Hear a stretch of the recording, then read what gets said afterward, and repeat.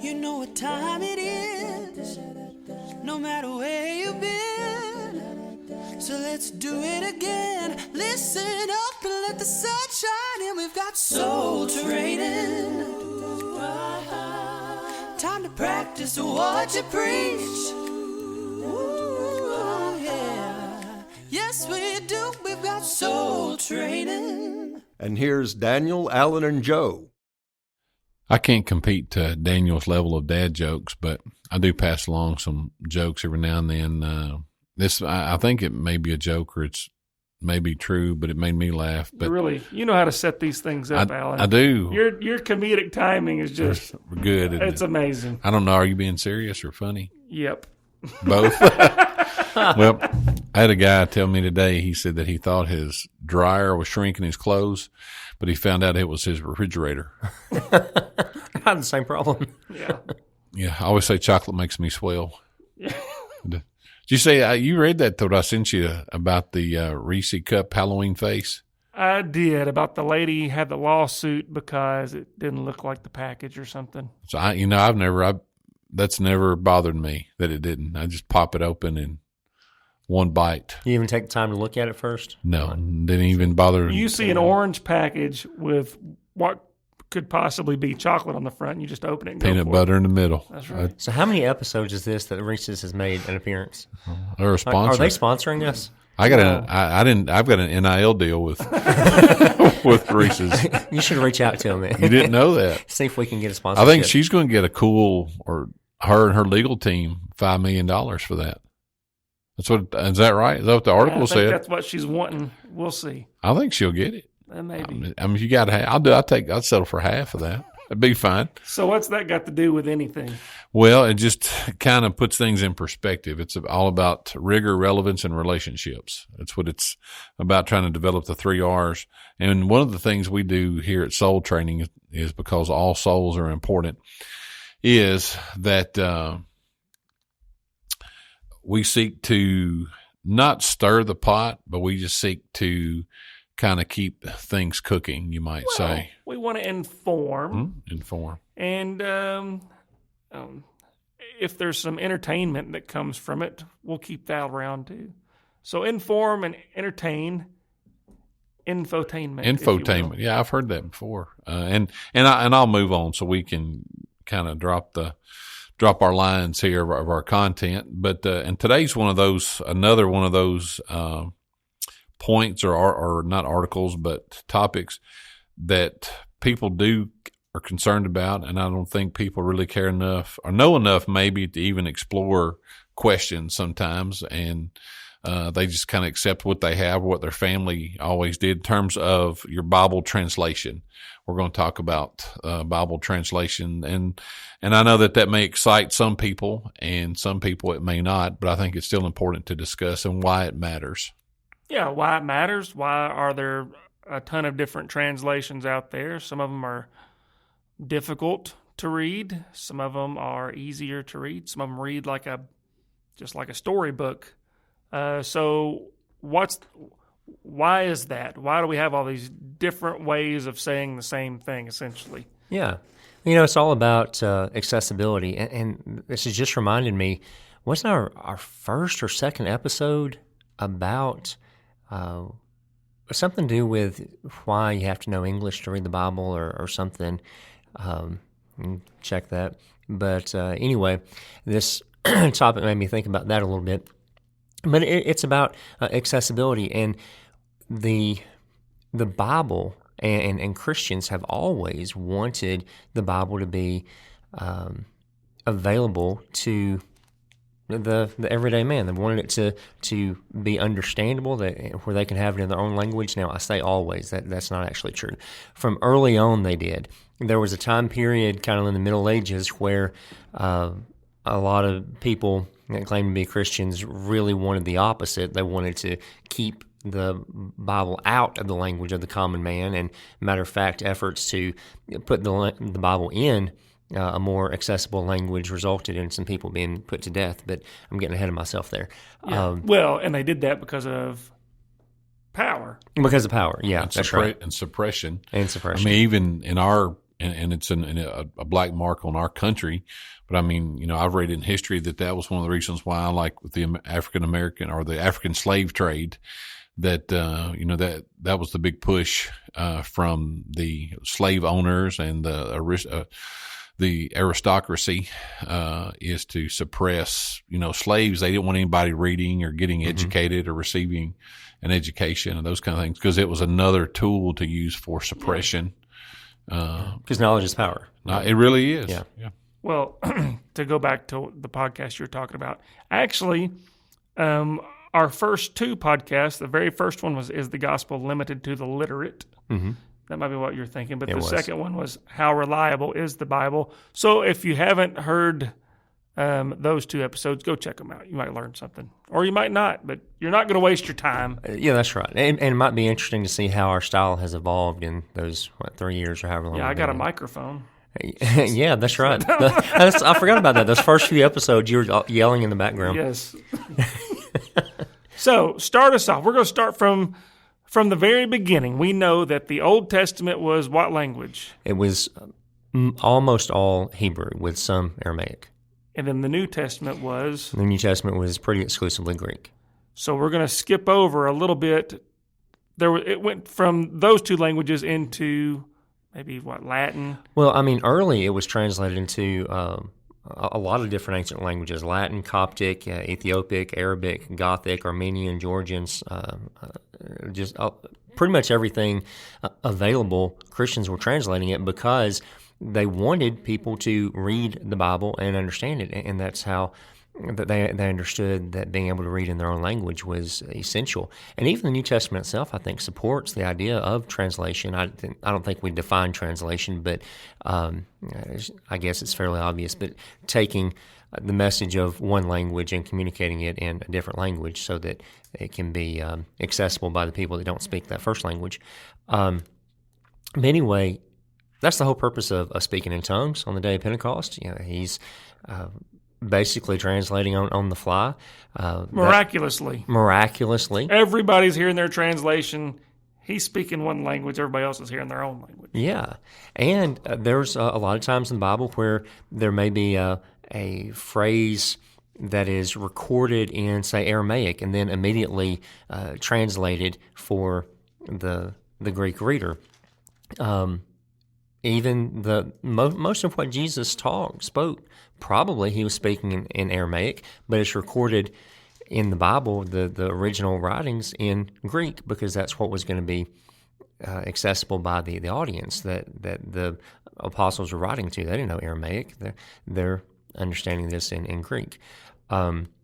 Even, there's a place where Paul is specifically giving a speech in the Hebrew language, but that's recorded for the reader in Greek. So translation, and even the Greek that's translated into, biblical Greek is Koine Greek. It's not classical Greek. It was the Greek of the everyday man. It wasn't the Greek of the educated and scholarly. It's not the Greek of Aristotle and Plato. It's the Greek of the everyday. It was written so the everyday person could understand it. Exactly. It wasn't written for the lawyers of the day or whatnot. If in my work, sometimes I have to read contracts. Mm-hmm. And I asked a lawyer buddy of mine, why do they write things like this? And he said it used to be because lawyers were the only ones that could read it like that. Mm-hmm. And if you wanted it read, you had to go pay a lawyer for them to read, which might be what the whole thing with the priest not wanting it to be translated. Exactly. Yes. I forgot where I was going. Yeah, if you lock it away in a language that the average man can't speak. But that's right. It was for everybody. Mm-hmm. Now, sometimes we think certain translations, that one sounds more majestic, or it's set apart because it's in a different way of speaking, so we look to that one. But the language that it's in,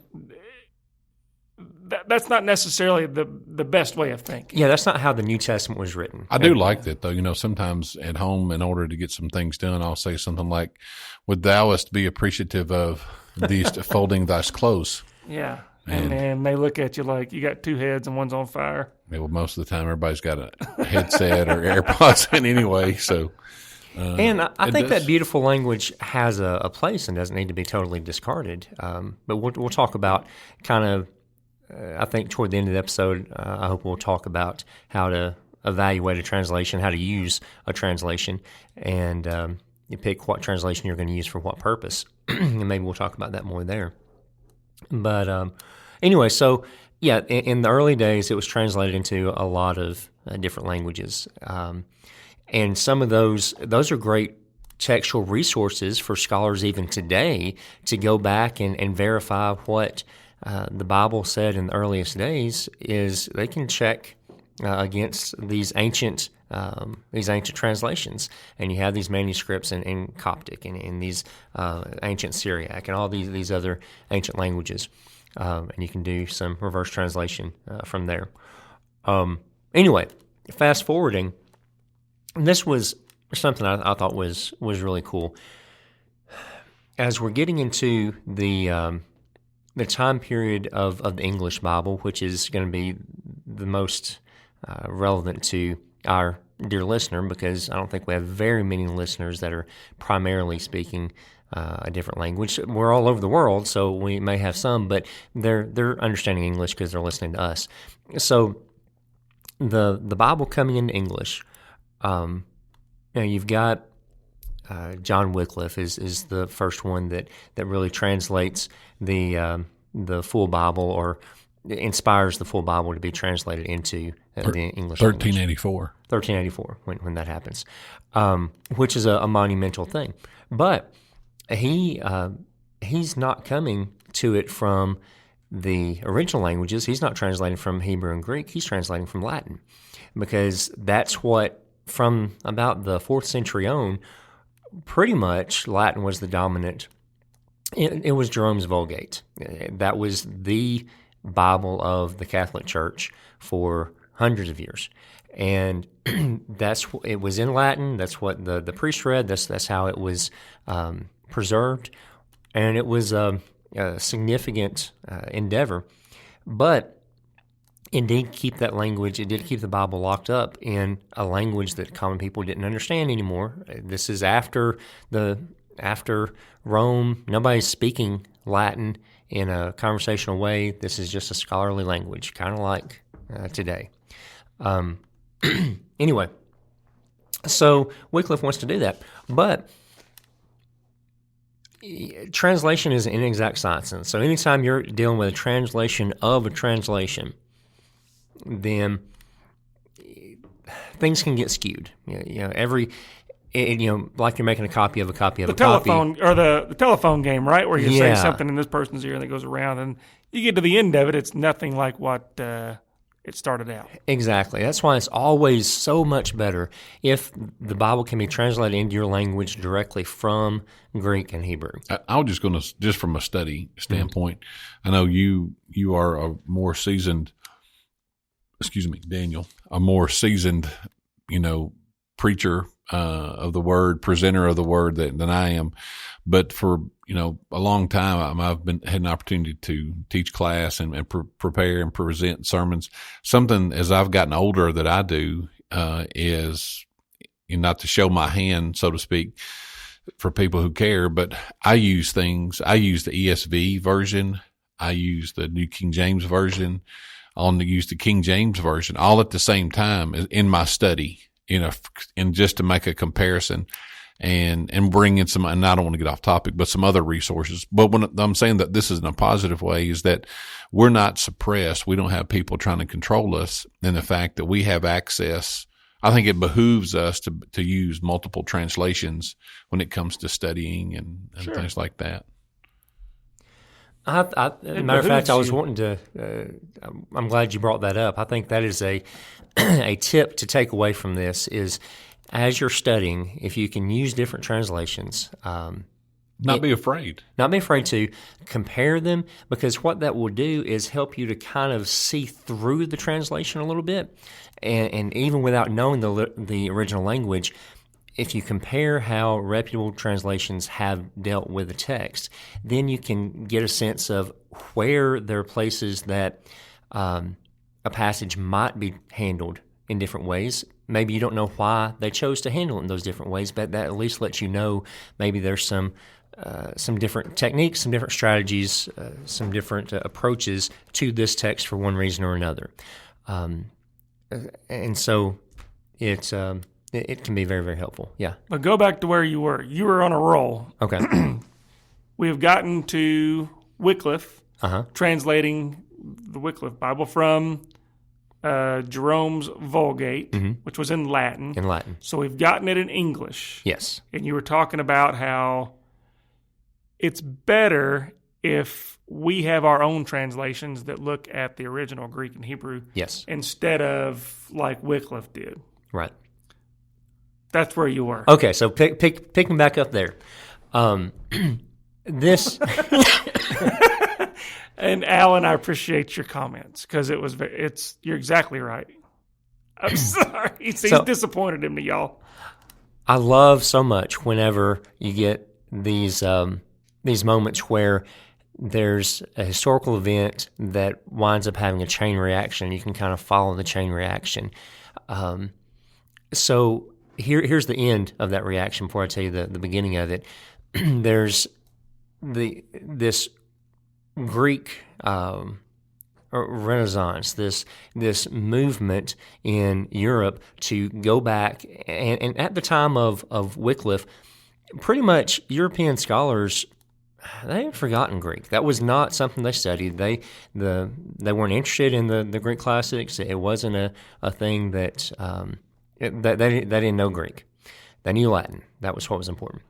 Well, in the midst of this surge of interest in Greek, there comes along a student by the name of Erasmus who just becomes enthralled with Greek. Well, what is it that caused Greek to begin to be taught again in the universities? What brought it to the mind of thinkers in Europe, which incidentally is also going to have an influence on the Renaissance. The Renaissance and the Reformation have, they're kind of parallel in so many ways, and a lot of that is motivated by a drive to go back and a re-interest in Greek classics and Greek literature and things like that. So anyway, it was the Ottoman Muslims when they conquer the Eastern Roman Empire.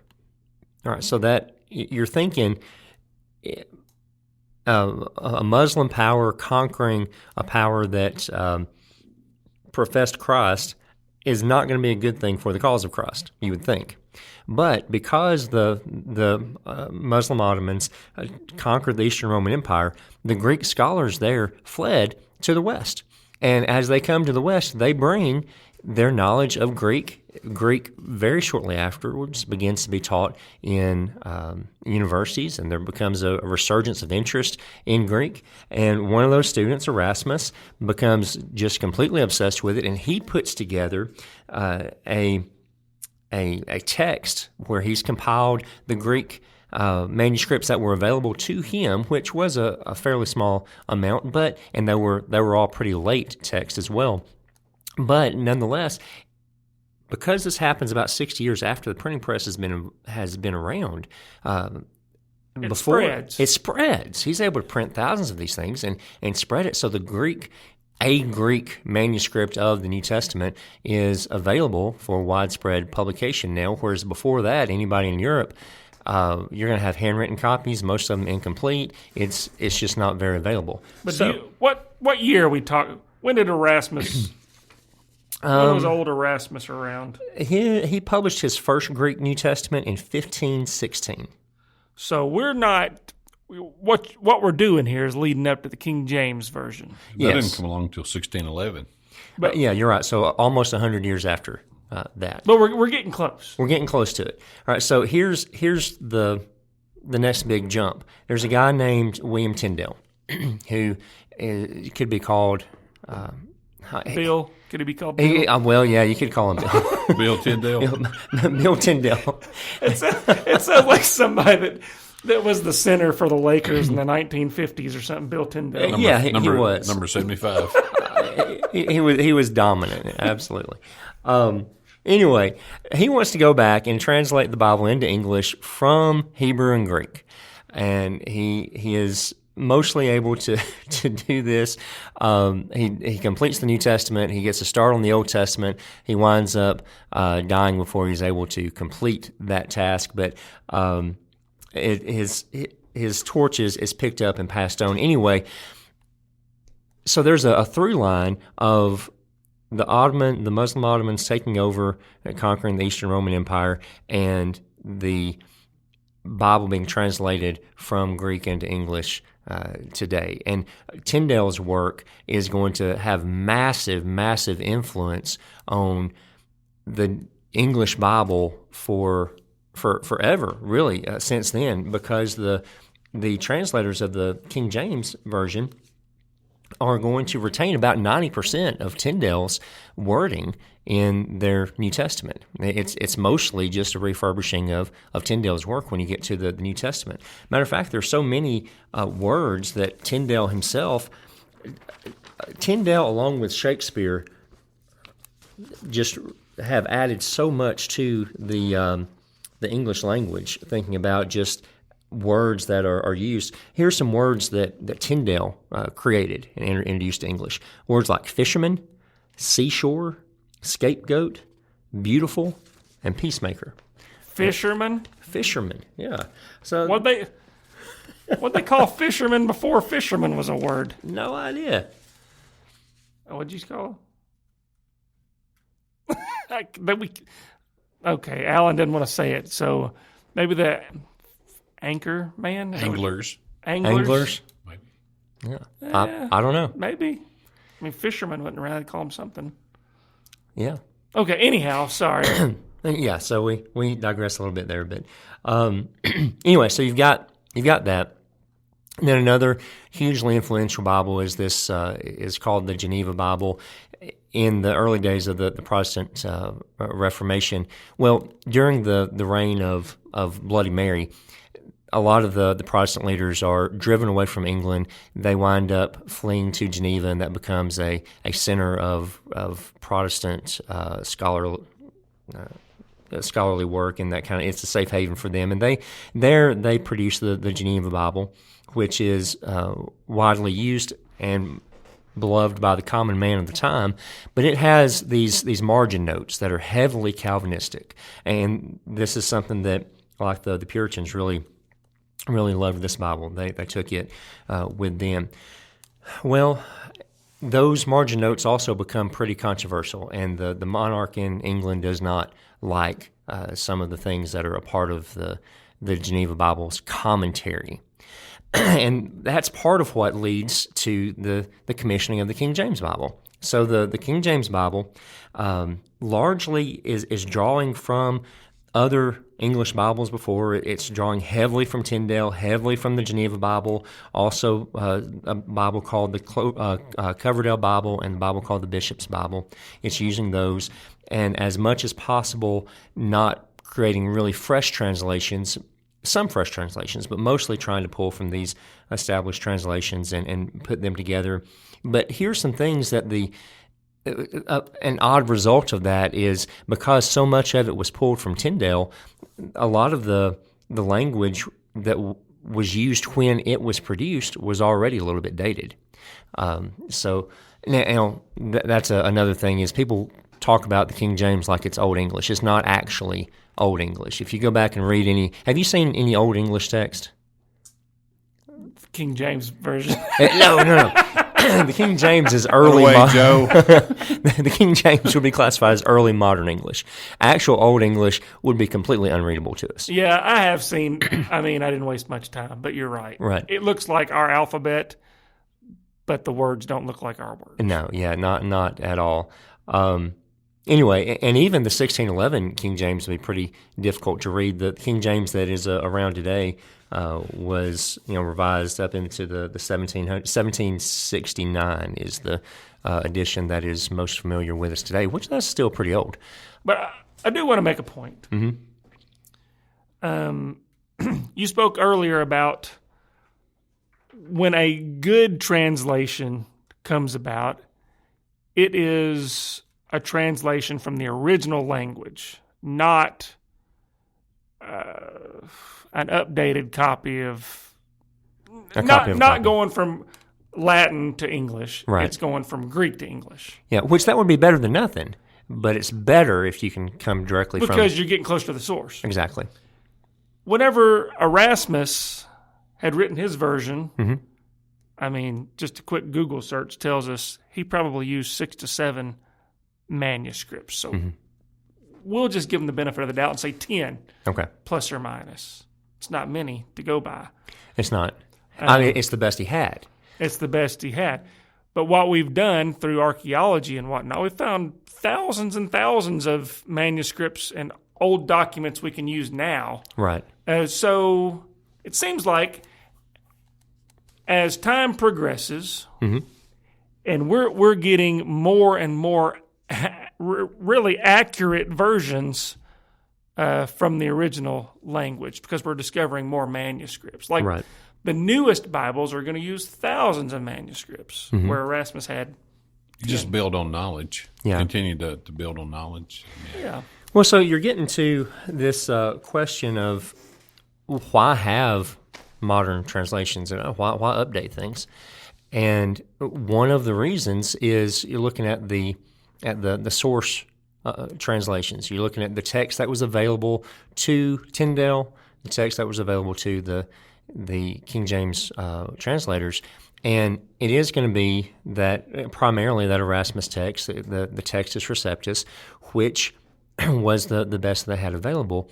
But like you pointed out, we have so many more manuscripts that have been discovered since then through We're archaeology. blessed to live in a time where all of this has been discovered. Unbelievable. There's more, and they're much, much older. You know, he's dealing with manuscripts largely from like the 9th and 10th century, perhaps.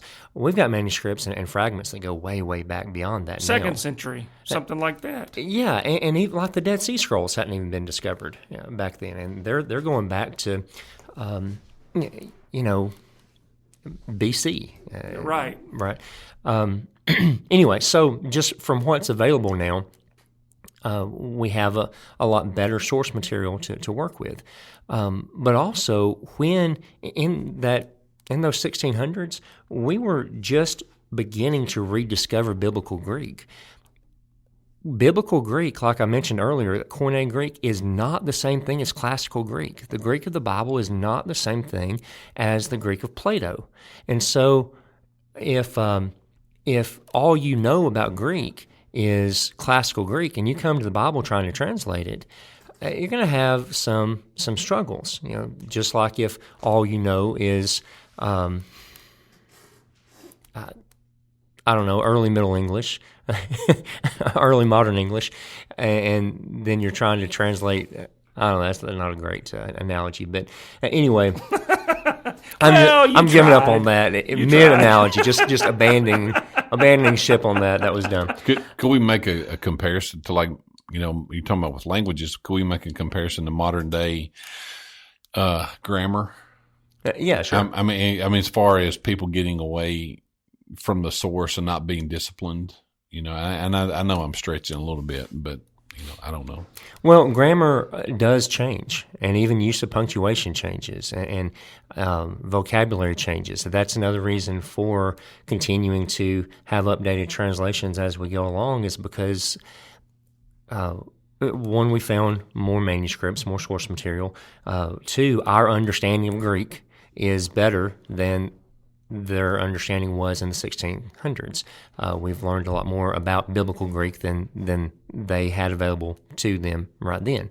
But thirdly, like you're pointing out, language evolves and changes, and the way that I say something, the way an idea is expressed in our own language may come across quite differently a couple of hundred years from now. Well, not all languages have the same meaning.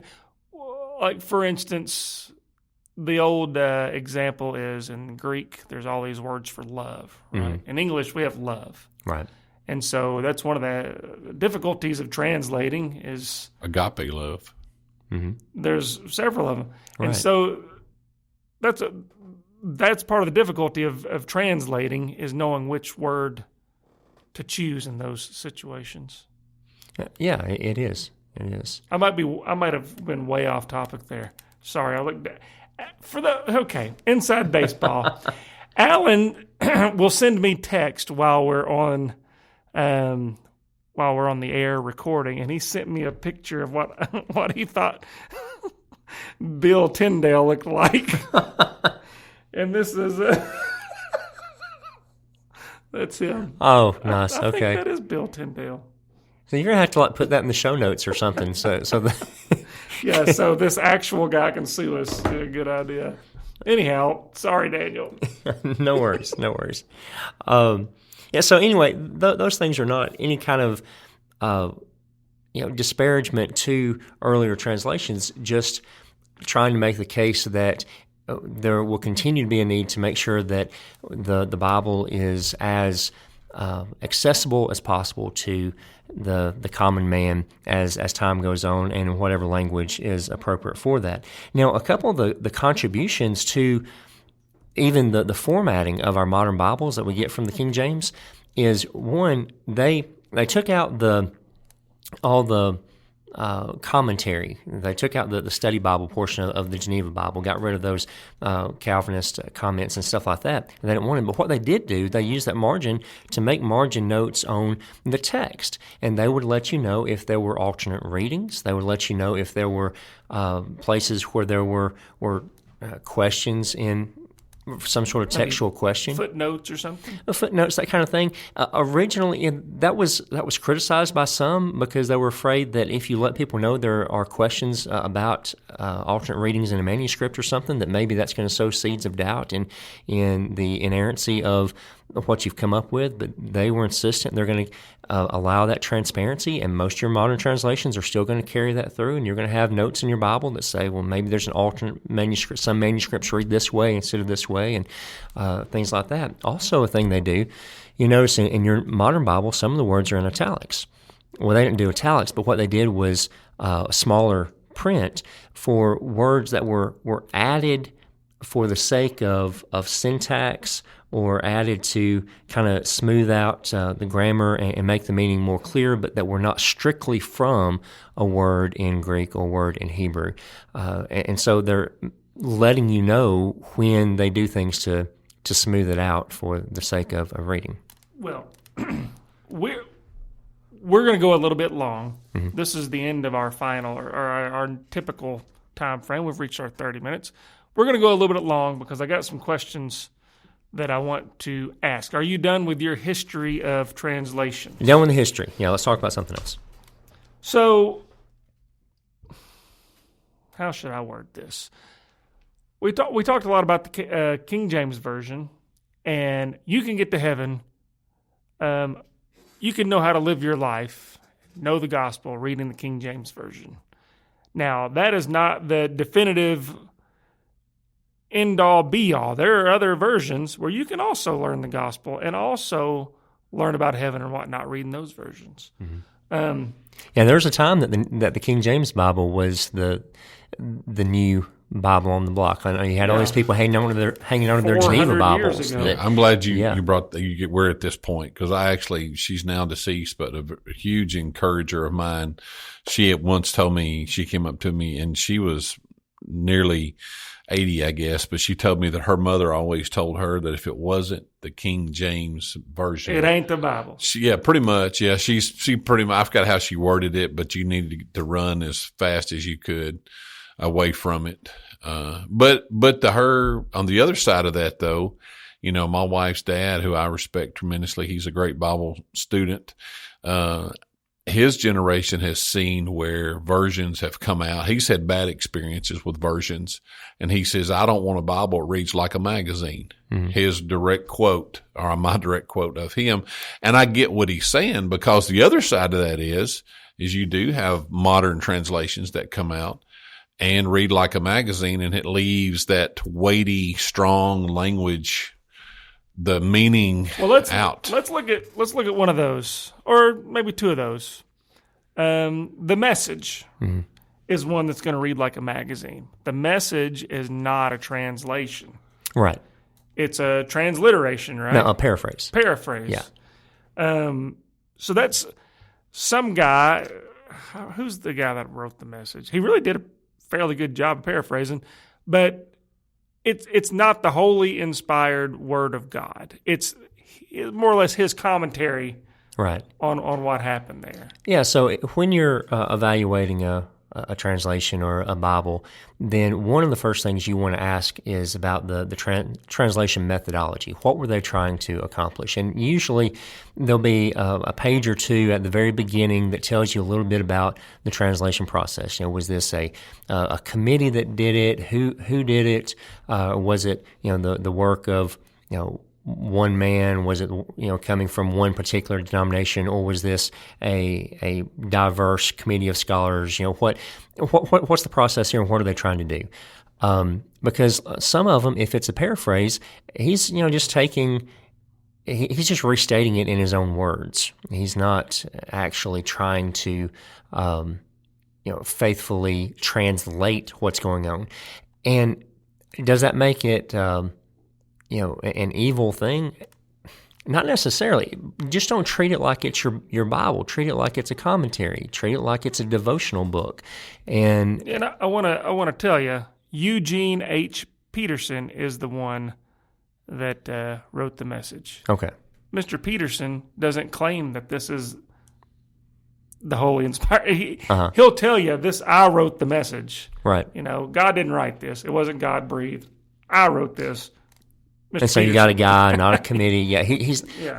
Yeah. So I don't care if you have a copy of the message on your shelf. Just treat it like a devotional book or a commentary, and understand that it's a guy restating the Bible in his own words. It can be helpful. It has a place, as long as you understand its place and don't confuse it. Now, something that's actually a translation may have a thought-for-thought approach or a word-for-word type approach. Now, we can get a little bit of a misnomer on that. There are no translations that are going to be completely word-for-word, because you can't really do that and make it... Well, they do have those literal translations. Oh, you're talking about like an interlinear, when you've got like the Greek, and then underneath it just has a direct translation of the word? Yeah, you can't read it. It's not going to be... looking at those can be useful, but you can see how if you're just reading that English underneath it, that's going to be very rough and hard to understand. So any translation is somehow going to try to smooth out the syntax, which isn't unfaithful to the text. Your job is to communicate what the text means. And so that's what translators are trying to balance. Some of them are going to go more to one side of saying, okay, here's what we think the text means, and so let's try to communicate that as best we can in English. And others are going to go more toward the side of let's try to retain as much of the word order and as we can make sense in English. Like the New American Standard is probably of the major translations the one that is most word for word and retaining as much word order as possible. It's one of the reasons it's my favorite, but it also, as a result of that, it can be harder to read for some people, because the syntax is a little awkward sometimes, because they're trying to let that original language come through and interpret less for you.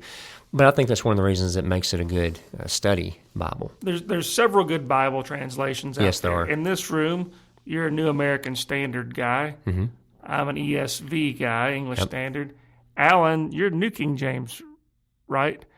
And all three of these are good translations. They're going to read a lot alike. There'll be maybe a word here or there that may describe something. I'm being a little hypocritical, but I'll make an admission. For me, ESV. It took me a long time. It took me a long time to get comfortable with the ESV, but I'm cool with it. I'll use the ESV sometimes. ESV, New King James. Outside of that, I really don't explore outside of those three horses for me. So, so I don't. Well, we should also talk about. We talked about. I'm going to mention it, Daniel. Before we started recording, we talked about one that might be influenced a little bit by current culture and removing.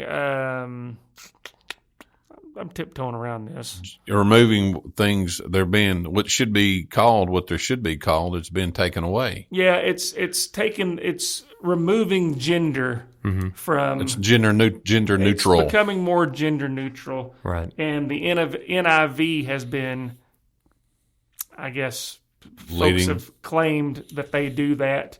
I don't use the NIV, and so it's going to be hard for me to state that as a fact, but I know Right. that they've been accused of that. I've heard that as well. I don't use that translation either. So I can't say a lot about what's going on there, but But my There- point there's a- is, be careful and research what you're using. yes, Use something that's trusted. right.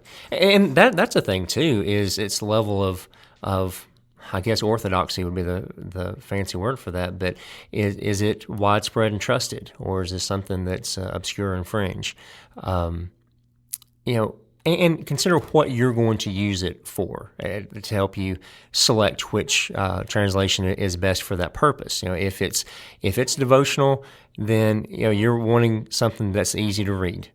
For to be easy to understand for you and your kids or whatever as you're just having devotional reading, or is it something that is you're sitting down for deep study?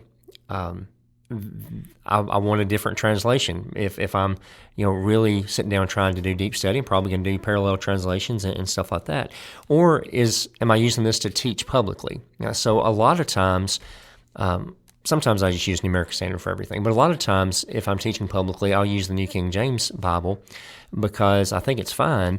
But also, it is kind of the least objectionable version, and I don't want to distract people when I'm preaching to them. That's kind of what I was going to ask you your all's opinion. I mean, I don't go out a lot as far as different congregations. I've got about maybe 4 or 5, and I've kind of have my thumb on the pulse of how they feel and what they think and what versions they use. Right. For the most part. Now, I don't know what every single person's using, so I try to be mindful of that because not that I don't want to offend, but I don't want to distract and I don't want to raise questions. So I try to survey the horizon, the landscape a little bit. Yeah, and I'll always, if a congregation has a request, policy, I'll always respect that. Sure.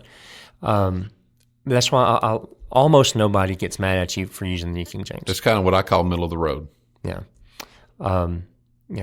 It's not my favorite in terms of my own. I like your study. phrase. You said it's least objectionable. Yeah, I like that. Yeah. So it's a good choice for that. Anyway, those are some questions to ask as you're considering your translation. Thinking about their methodology, what they're trying to do, what are you trying to use it for? Consider the source material. What are they translating from? That's an important question. What manuscripts do they have available that they're actually? Because a translation it can't be any better than its source material. A perfect translation would only accurately tell you what the source material said. If you're able to have an improved, an older text, a more accurate original text, then that gives you a leg up on trying to get a good understanding of what that original text said. But something that I think Joe indicated earlier is on any standard translation, there may be some things we would quibble with here and there about how a particular thing is handled. But I think you can get the plan of salvation from any standard translation. You can get what you need to know in order to go to heaven from any standard translations. And I know we're doing. Joe's been doing the wrap up sign. You got to wrap it up. I'm sorry, but I wrote a note to myself. Why should we care? Why should the audience care? Well, John 12:48. I'm paraphrasing, but Jesus says that we'll be judged on His words. So we should care about. We should be willing to what you said. I look at our table. We've got computers and notes and Bibles, and we should care to do that digging and research because we're going to be judged. But I'll conclude my part. 2 Peter chapter 1 verse 3 and 2 Timothy chapter 3 verses 16 through 17 tells us that we have exactly everything that we need. There are no mysteries, no secrets. Everything's been revealed to all of us. So it's our choice. As Joe said, maybe before we started recording, you got to open the book. You do. And you got to research and you got to make applications. So Yeah.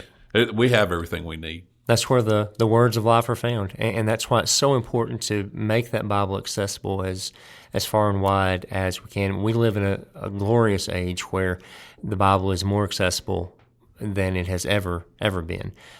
Yet there's still some language out there where it's you're hard pressed to get that Bible in that language. But that's reducing more and more every day because Christians have always been, well, from early times and in more modern times, dedicated to the idea of making that Bible available in a person's common language. And it's not locked away for the scholars. That's not to mean that everything about the Bible is easy to understand. A lot of times I hear people say that the Bible is so simple, even a child can understand it. And that's true about certain aspects of the Bible, but there's some stuff that confuses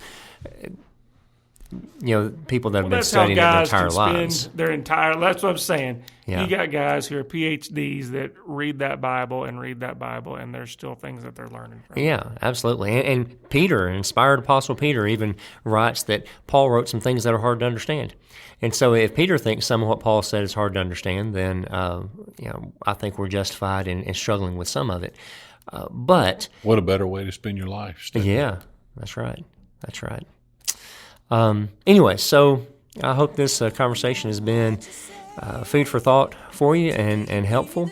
On behalf of Alan and Joe, I'm Daniel. We want to thank you for making us a part of your spiritual diet this week. And we want to thank the elders at the South Green Street Church of Christ for making soul training possible. Until next time, keep soul training. Soul training. Time to practice what you preach.